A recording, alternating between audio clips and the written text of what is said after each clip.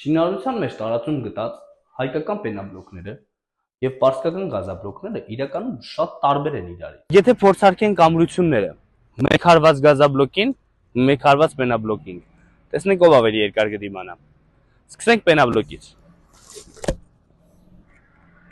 Գազաբլոկից։ Արդեն ցավոք սրտի կոտրվավ։ Եկեք փորձենք կոտրել հիմա պենաբլոկը։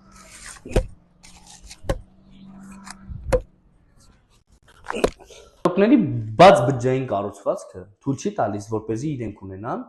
բարձր ջրակայունություն կամ բարձր ջերմակայունություն։ Քանի որ պենաբլոկների բջջային կառուցվածքը փակ է, իրենք բարձր ջերմակայունություն ունեն եւ միևնույն ժամանակ ի տարբերություն գազաբլոկների, իրենք ձայնամեկուսի չեն։ Պենաբլոկների վրա յուրաքանչյուր բան կարող ես կախել, իսկ գազաբլոկների դեպքում շատ դեպքերում չի դիմանում գազաբլոկի կառուցվածքը։ Իսկ հիմա գնի մասին։ Պարսկական գազաբլոկների 1 կուբը արժի 36000 դրամ։ Իսկ հայկական պենաբլոկները կարող եք դուք գնել նույնիսկ 32000 դրամով։